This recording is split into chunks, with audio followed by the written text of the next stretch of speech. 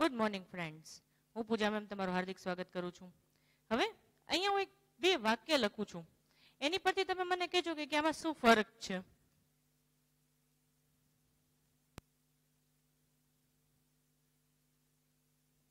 કાયદાનું પાલન કરવું નહીં.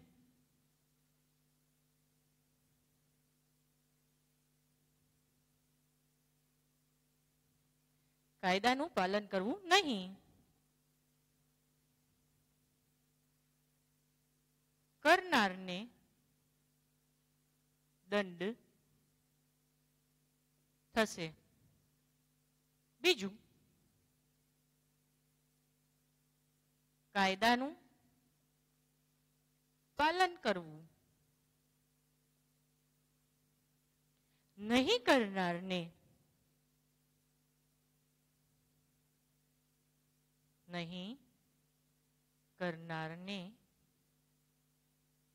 દંડ થશે.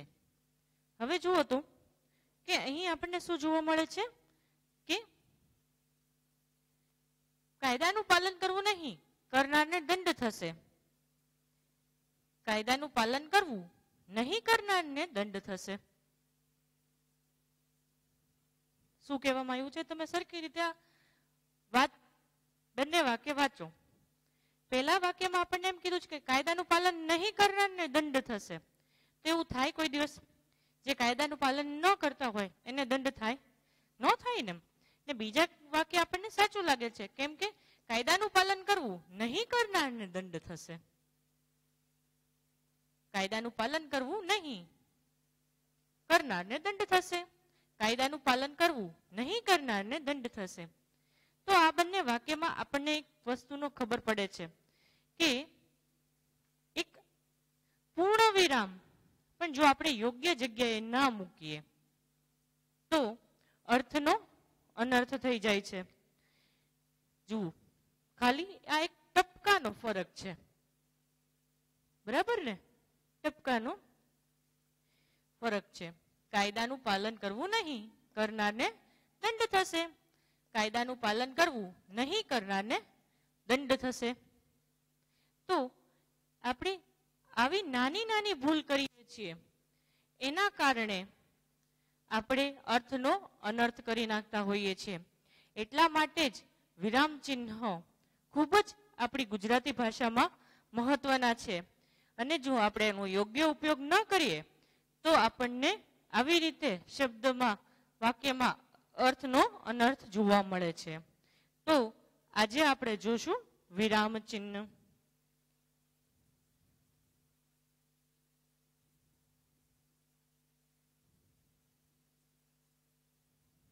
વિરામ ચિહ્ન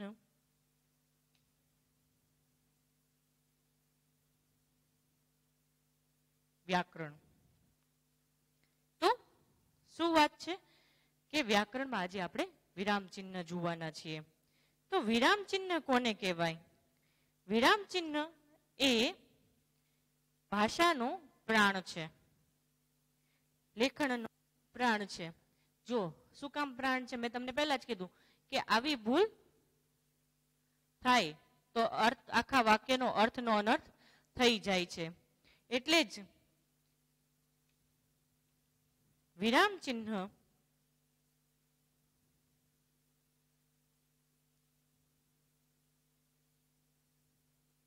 એ લેખનનો પ્રાણ છે.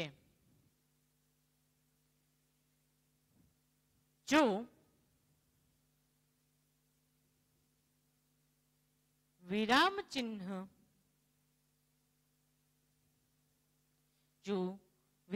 ચિહ્ન યોગ્ય જગ્યાએ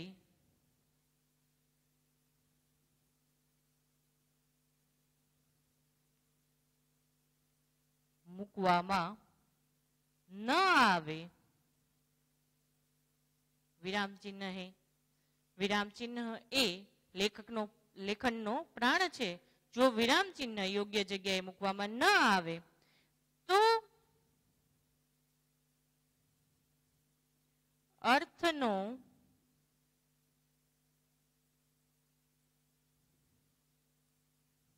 અનર્થ થઈ જવાની સંભાવના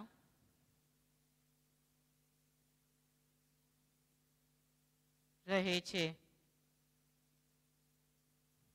વિરામ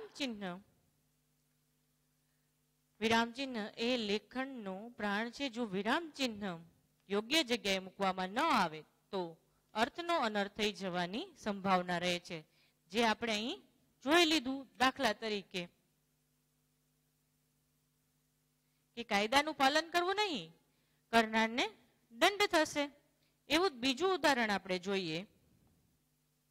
દાખલા તરીકે અથવા ઉદાહરણ શું છે કે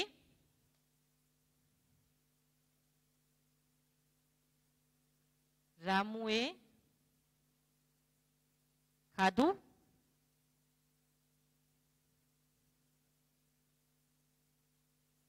રામુએ ખાધું, રામુએ ખાધું, રામુએ ખાધું. જુઓ ફરક પડી જાય છે.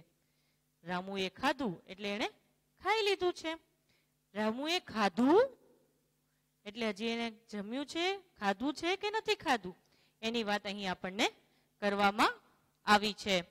તો આપણને ખબર પડે કે એક વિરામ ચિહ્નને કારણે, વિરામ એટલે શું? આરામ. ચિહ્ન એટલે એની સાઇન. વિરામ ચિહ્ન કોને કહેવામાં આવે છે? વિરામ એટલે અટક સ્થાન. વિરામ એટલે અટક સ્થાન.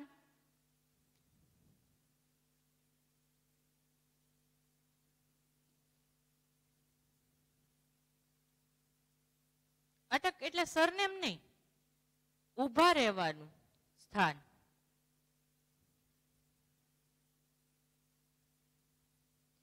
ચિહ્ન એટલે જે આપણે માર્ક કરીએ છીએ એ એટલે કે જ્યાં અટકવાનું હોય એને વિરામ ચિહ્ન કહે છે. હવે એને આપણે જોઈએ કે આપણે જોયું કે વિરામ ચિહ્ન એ લેખનનો પ્રાણ છે. જો લખવામાં ભૂલ થાય, એને યોગ્ય જગ્યાએ મૂકવામાં ભૂલ થાય તો અર્થનો અનર્થ થઈ જવાની સંભાવના રહે છે. જેવી રીતે કે કાયદાનું પાલન કરવું નહીં, કરનારને દંડ થશે. કાયદાનું પાલન કરવું નહીં, કરનારને દંડ થશે. તો આખા વાક્યનો અર્થ ફરી જાય છે જો એક આપણે ફૂલ સ્ટોપ મૂકવામાં ભૂલ કરીએ તો. અહીંયા એમ કીધું છે કાયદાનું પાલન જ નહીં કરવાનું. જે કાયદાનું પાલન કરશે ને એને દંડ થશે. જ્યારે નીચેના વાક્યમાં એમ લખ્યું છે કે કાયદાનું પાલન કરવું, નહીં કરનારને દંડ થશે. તો આ વાક્ય સાચું છે કે આપણે કાયદાનું પાલન કરવું જોઈએ, ન કરીએ તો આપણને દંડ થાય છે.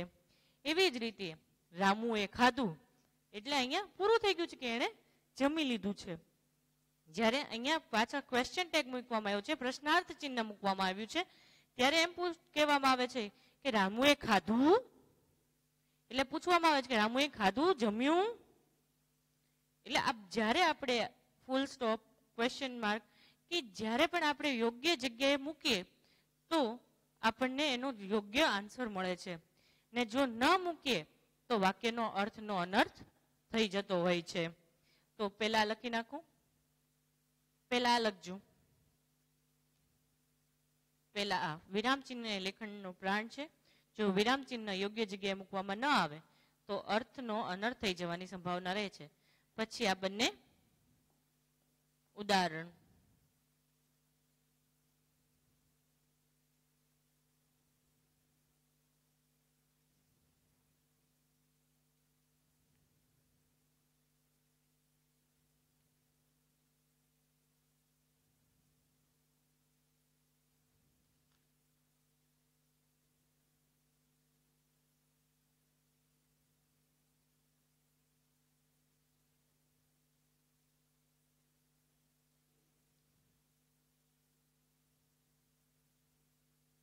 તો હવે રફ કરું છું.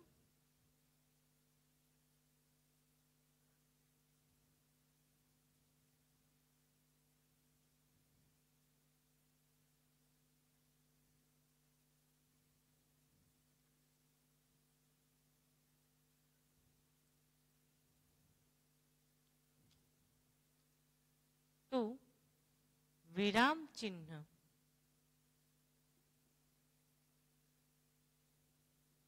કયા કયા છે એની માહિતી આપણે મેળવીએ અને પછી એને લખીએ.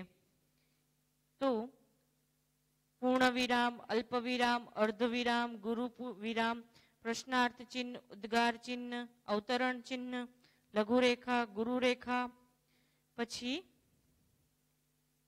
તિર્યક, પછી કાકપદ. તો આ બધી એની તો પહેલું છે પૂર્ણ વિરામ.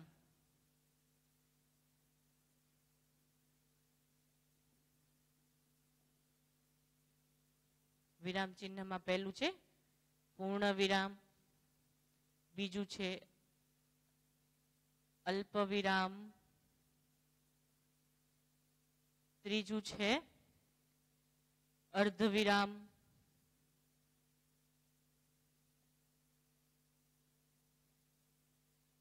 ચોથું છે ગુરુ વિરામ,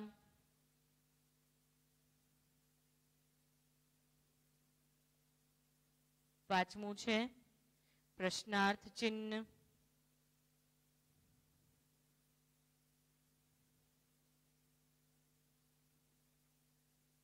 છઠ્ઠું છે ઉદ્ગાર ચિહ્ન,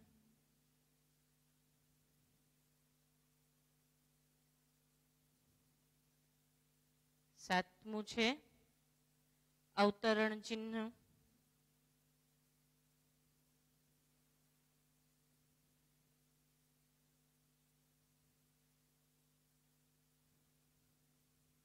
આઠમું છે લઘુરેખા, નવમું છે ગુરુરેખા, દસમું છે કાકપદ,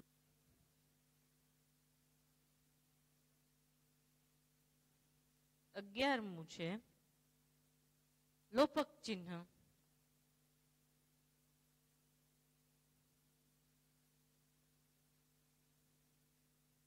આ 11 આપણે અત્યારના જોવાના છે.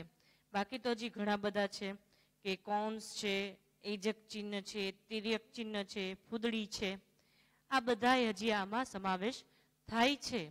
તો આ સમાવેશમાં આપણે શરૂઆત કરવાની છે પૂર્ણ વિરામથી. સૌથી પહેલા આપણે કયું લેવાનું છે?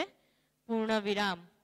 હવે તમે લોકો એમ કહેતા હશો કે પૂર્ણ વિરામ વિશે તો અમને ખબર છે કે પૂર્ણ વિરામ ક્યાં આવે છે, બરાબર? છતાં પણ આપણે જોવાનું છે. તો સૌથી પહેલા આપણે જોવાનું છે પૂર્ણ વિરામ.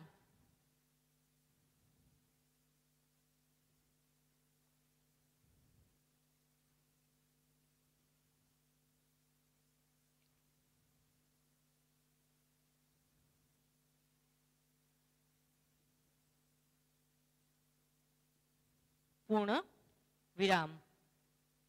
તો પૂર્ણ વિરામ ક્યારે મૂકવામાં આવશે? કે વાક્યને અંતે હું અહીંયા કાઉન્સમાં એની જે નિશાની હોય એ હું કરતી જઈશ, તમારે પણ સાથે કરતા જવાની છે. તો પૂર્ણ વિરામ, પૂર્ણ વિરામ એટલે શું? વાક્યને અંતે, વાક્યને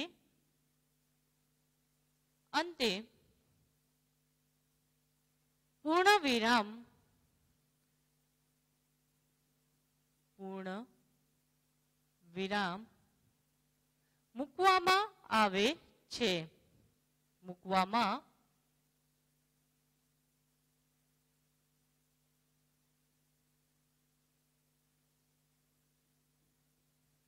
વાક્યને અંતે પૂર્ણ વિરામ મૂકવામાં આવે છે. અહીંયા શું કીધું છે કે વાક્યને અંતે, નોર્મલ વાક્ય હોય તો એને અંતે આપણે શું મૂકવામાં આવે છે? હવે એના સબ ટોપિક છે કે કેવી રીતે હોય.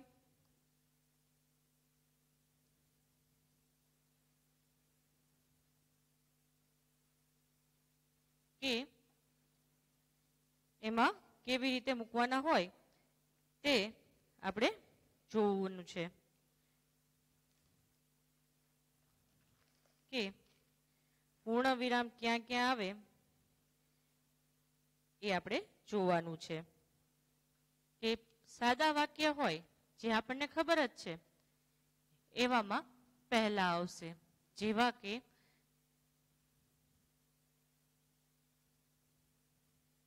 ટાઈમ ટેબલનો બહુ દુરુપયોગ થાય છે. ટાઈમ ટેબલનો બહુ દુરુપયોગ, ટાઈમ ટેબલનો બહુ દુરુપયોગ થાય છે.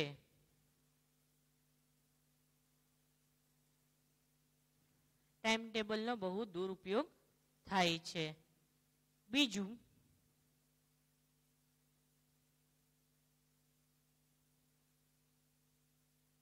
બાળકની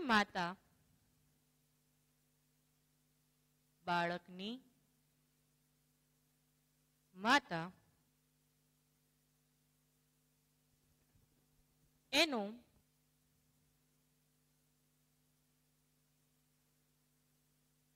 સાચો ગુરુ છે. બાળકની માતા એનો સાચો ગુરુ છે. તો આ આપણને ખબર પડે કે આ સામાન્ય સેન્ટેન્સ છે. તો એ સેન્ટેન્સને જ્યારે આપણે પૂરું કરીએ ત્યારે એને ફૂલ સ્ટોપ મૂકવામાં આવે છે. પણ હવે એની સાથે સાથે જ્યારે પણ આપણે પૂર્ણ વિરામ ક્યારે મૂકવામાં આવે,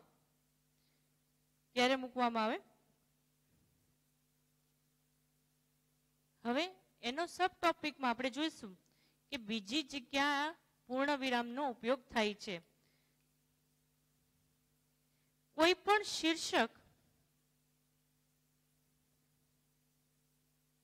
કોઈ પણ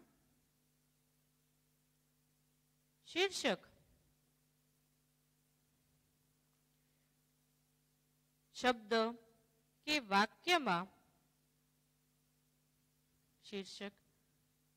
શબ્દ કે વાક્યમાં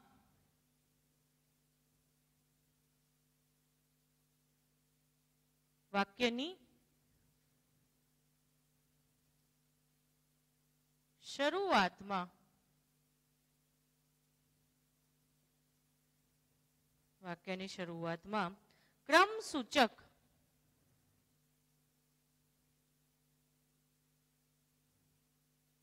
ક્રમસૂચક એટલે કે 1, 2, 3, 4 અને ક્રમસૂચક કહેવાય વગેરે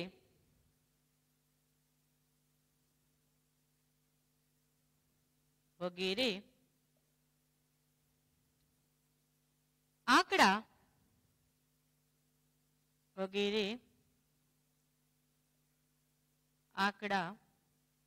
કે ક, ખ, ગ વગેરે અક્ષરો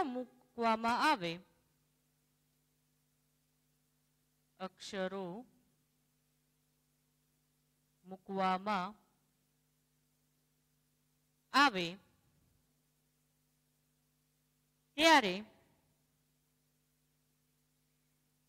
ત્યારે તેમની પછી પૂર્ણ વિરામ મૂકવામાં આવે છે. હવે તમે લોકો એમસીક્યુ ભણતા હશો ને, તો એમસીક્યુ જ્યારે પણ જુઓ ત્યારે એમસીક્યુ ની પછી જુઓ તમારે A. B. C. એવી રીતે આપેલું હોય છે ને, એવી જ રીતે જ્યારે આવી રીતે કોઈ ક્રમવાચક હોય 1, 2, 3 તો એની પછી ફૂલ સ્ટોપ કરવામાં આવતું હોય છે. અ બ ક,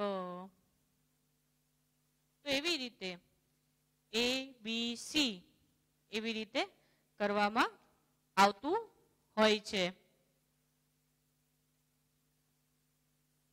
કોઈ પણ શીર્ષક શબ્દ કે વાક્યની શરૂઆતમાં ક્રમસૂચક એટલે 1 2 3 વગેરે આંકડા કે ક ખ ગ વગેરે અક્ષરો મૂકવામાં આવે ત્યારે તેમની પછી પૂર્ણ વિરામ મૂકવામાં આવે છે. એટલે કેવી રીતે એ હોય તો એની પછી ડોટ, બી હોય તો પછી ફૂલ સ્ટોપ, સી પછી ફૂલ સ્ટોપ, અ બ ક આપણે એમસીક્યુ માં આવી રીતે જોતા હોઈએ છીએ. એવી જ રીતે જ્યારે આપણે ન્યુમેરિકલ આવી રીતે આપણે મૂકતા હોઈએ ત્યારે પણ આવી રીતે બાજુમાં ફૂલ સ્ટોપ હોતું હોય છે.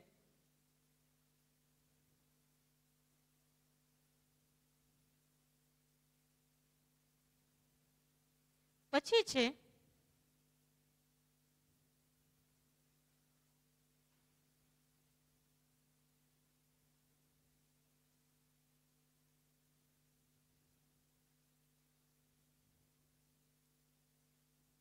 છે વ્યક્તિ, સંસ્થા, પદવી, ઇલકાબ, સમયે વગેરે સંક્ષિપ્ત રૂપમાં મૂકતી વખતે પૂર્ણ વિરામ મૂકવો જોઈએ.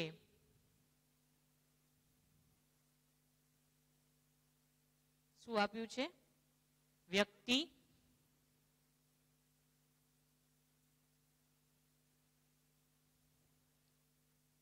સંસ્થા,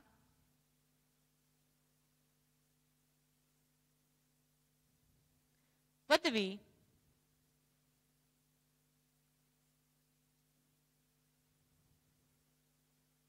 ઇલકાબ,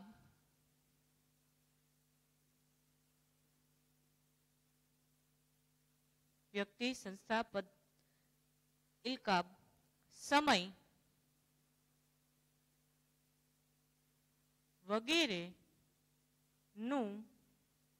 વગેરેનું સંક્ષિપ્ત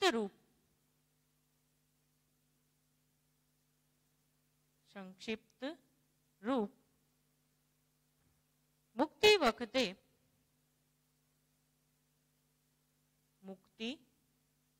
વખતે પૂર્ણ વિરામ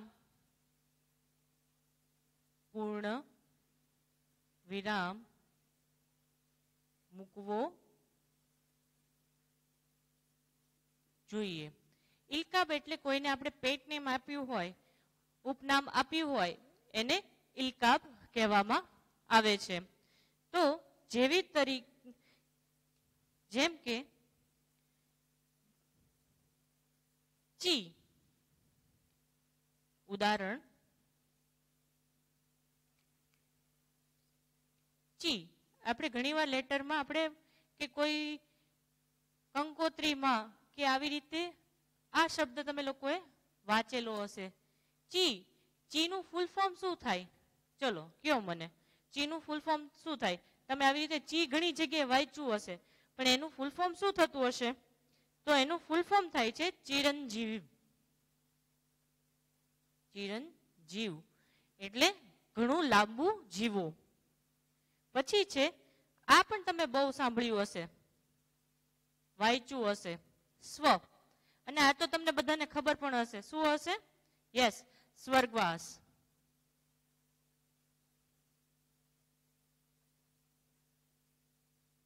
તો આવી રીતે જ્યારે બીજા આવા હોય, જેવી રીતે બીએ, તો એનો શું અર્થ થતો હશે? Bachelor of arts.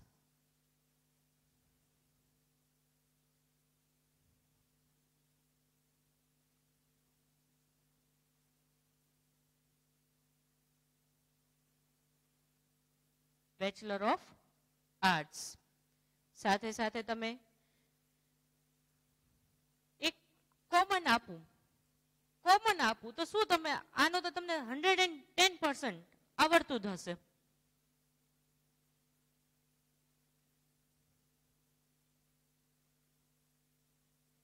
શું આવે? Yes, doctor. હવે આપણે આગળ જોઈએ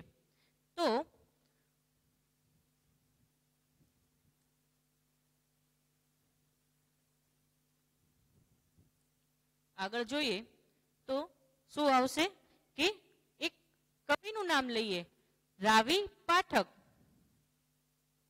રાવી પાઠક. તો એમનું પૂરું નામ છે રામનારાયણ વિશ્વનાથ પાઠક.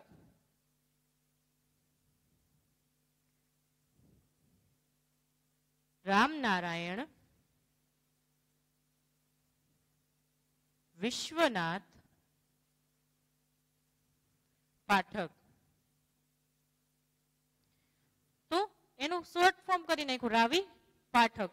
તો આવા જ્યારે શોર્ટ ફોર્મ યુઝ કરવામાં આવે તો એની વચ્ચે આપણે ફૂલ સ્ટોપ મૂકવાનું હોય છે.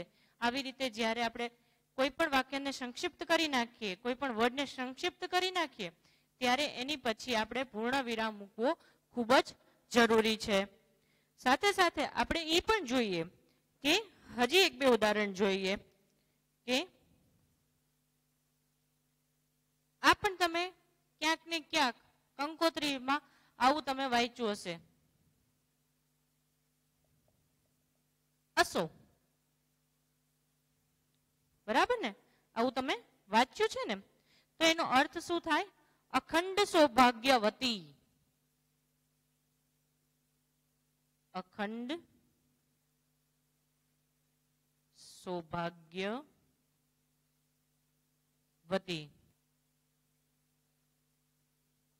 આનું અર્થ શું થાય? અખંડ સૌભાગ્યવતી. તો તમે જુઓ કે અહીંયા આપણે વચ્ચે આ બે વાક્ય ભેગા થઈ ગયા છે, બે શબ્દ ભેગા કરી નાખ્યા છે, એટલે વચ્ચે આપણે શું મૂકવાનું આવે? ફૂલ સ્ટોપ મૂકવાનું આવે. એટલે એને જ્યારે એલિબ્રેટ કરીએ ત્યારે એનો અર્થ આવો થાય છે. જેવી રીતે આપણે BA બોલીએ છીએ, પણ કોઈ આપણે એમ નથી બોલતું કે બેચલર ઓફ આર્ટ્સ. આપણે ખાલી એમ જ કહીએ BA, પણ એનો અર્થ થાય છે બેચલર ઓફ આર્ટ્સ. આપણે ખાલી ડોક્ટર નો ડ લખીએ છીએ, પણ એનો આખો અર્થ થાય ડોક્ટર. એટલે આવા જ્યારે શોર્ટ ફોર્મ યુઝ કરવાના હોય છે ત્યારે એની પછી ફૂલ સ્ટોપ લગાડવાનું કમ્પલસરી છે. તો હજી એક વસ્તુ છે કે જેની પછી આપણે ફૂલ સ્ટોપ મૂકવું પડે. હવે શબ્દકોશમાં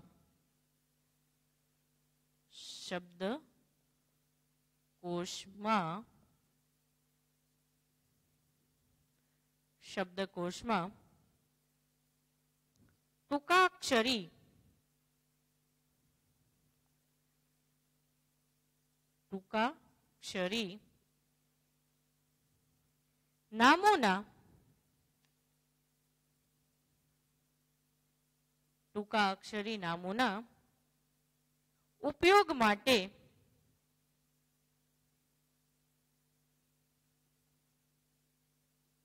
પૂર્ણ વિરામ મુકાય છે. પૂર્ણ વિરામ મુકાય છે. તો એનું ઉદાહરણ જોઈએ તો તમે આ શબ્દકોશમાં, એટલે તમારે ઘણીવાર સંસ્કૃતમાં ને એમાં તમે લોકો ભણી ગયા હશે એક વચન, બહુવચન, તો એમાં તમે શોર્ટ ફોર્મમાં લખતા હશો આવી રીતે એવ, બવ. તો એનો અર્થ શું થાય? એક વચન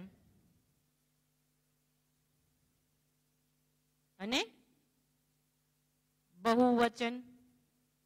એટલે જ્યારે શબ્દકોશને ટૂંકાક્ષરી નામનો ઉપયોગ કરવાનો હોય ત્યારે પણ પૂર્ણ વિરામ મૂકવો પડે છે. તો આ હતું આપણું પૂર્ણ વિરામ. એમાં શું લખવાનું હતું આપણે કે ક્યાં ક્યાં આપણે પૂર્ણ વિરામનો ઉપયોગ કરવો જોઈએ.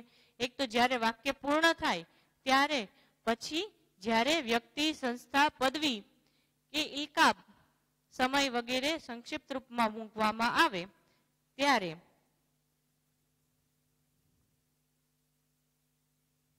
તો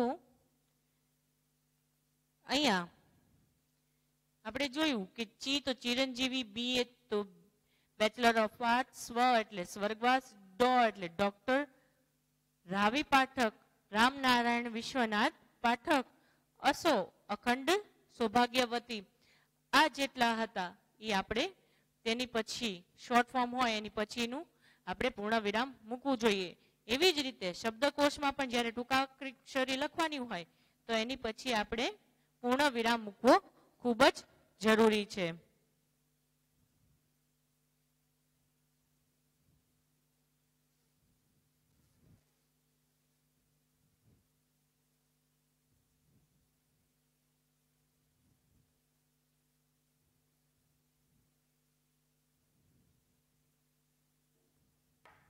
તો હવે આગળ વધીએ કે અલ્પ વિરામ.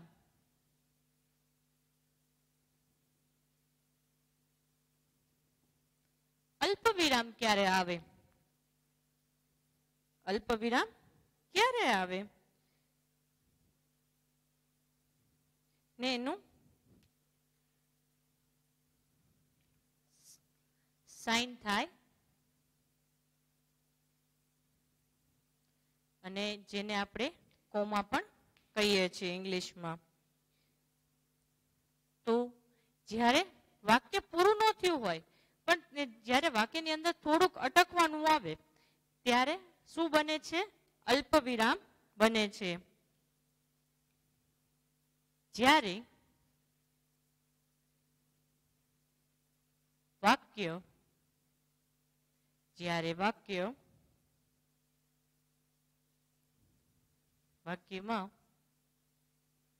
જ્યારે વાક્યમાં પૂરેપૂરું નહીં,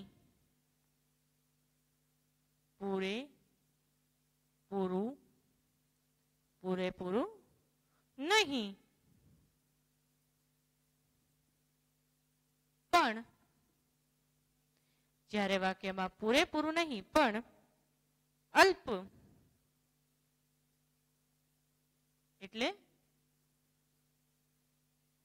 થોડું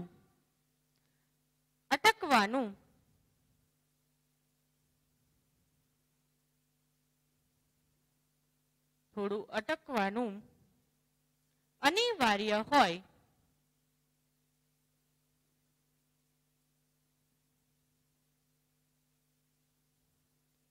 જ્યારે અટકવાનું અનિવાર્ય હોય ત્યાં અલ્પ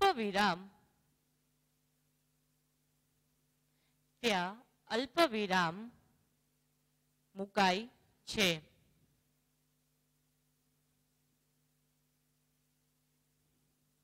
જ્યારે વાક્યમાં પૂરેપૂરું નહીં પણ અલ્પ એટલે કે થોડુંક અટકવાનું હોય ત્યારે અલ્પ વિરામ મુકાય છે.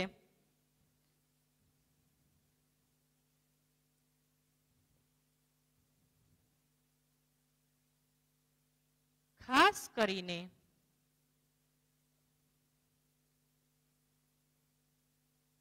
નીચેની બાબતો વિચારીને તે મુકાય છે. નીચેની બાબતો ધ્યાનમાં રાખીને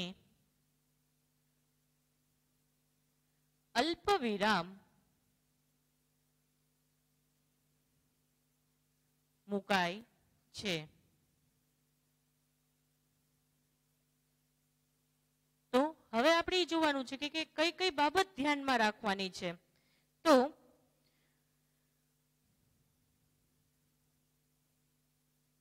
ઘણા નામ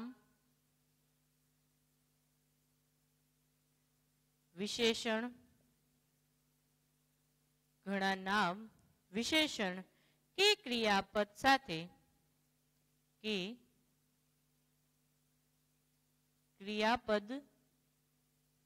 સાથે આવ્યા હોય, ક્રિયાપદ એક સાથે આવ્યા હોય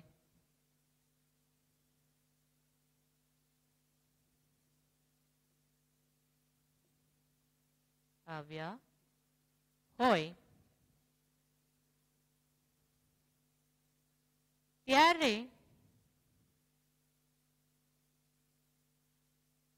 છેલ્લા સિવાય દરેકની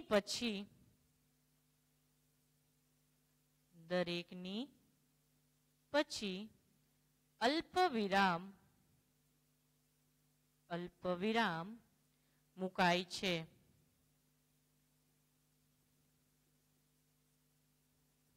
ત્યારે છેલ્લે સિવાય, એટલે આપણને ખબર છે કોઈ નામ હોય, 3-4 નામ હોય તો વચ્ચે વચ્ચે કોમા કરતા જવાનું.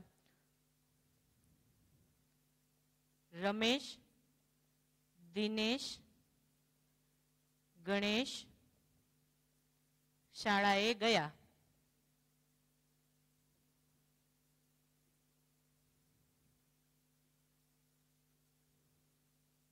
તો રમેશ, દિનેશ અને ગણેશ શાળાએ ગયા. બીજું,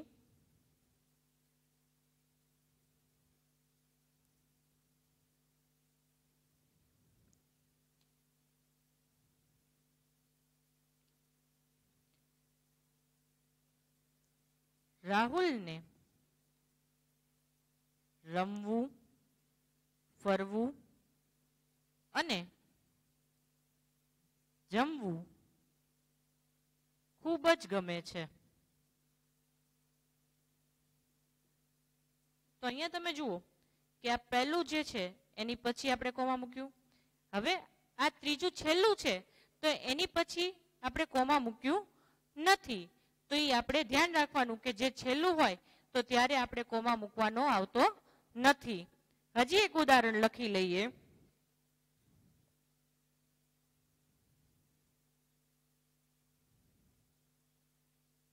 રામ, લક્ષ્મણ,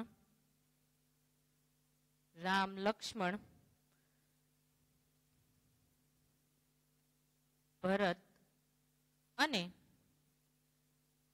શત્રુઘ્ન.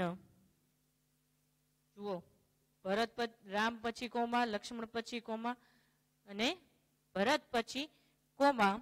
એ ચારે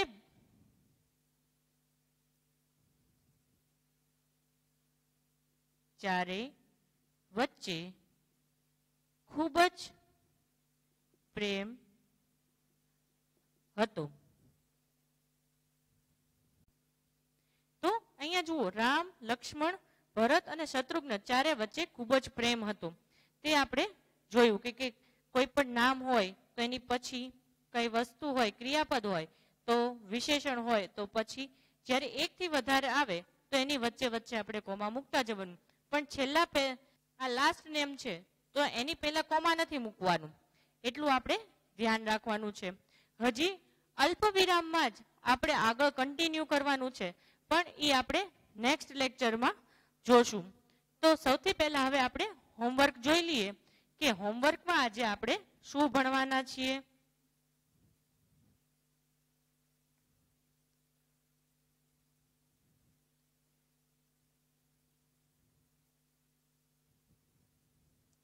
હોમવર્કમાં આપણે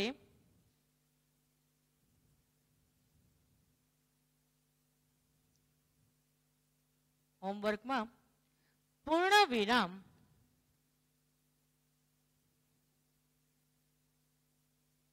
ક્યારે મૂકવામાં આવે છે,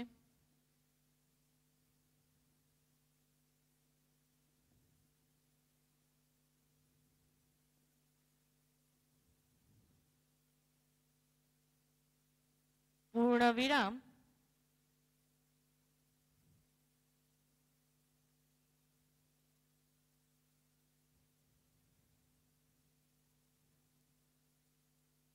કઈ કઈ જગ્યાએ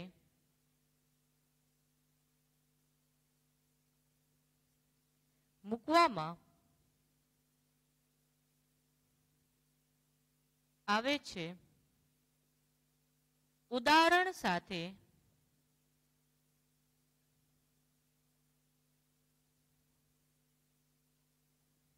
જણાવો.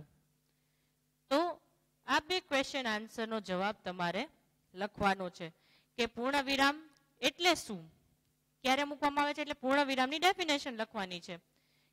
અને પૂર્ણ વિરામ કઈ કઈ જગ્યાએ એનો ઉપયોગ કરવાનો છે એ આપણે જોયું હતું કે 3 જગ્યાએ એનો ઉપયોગ થાય છે.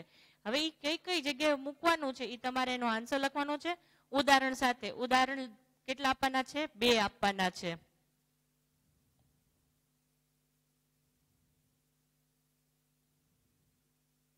દરેકના 2 આપવાના છે. આ છે તમારું આજનું હોમવર્ક. આજનો લેક્ચર આપણે અહીં સમાપ્ત કરીએ છીએ. Good bye and have a nice day.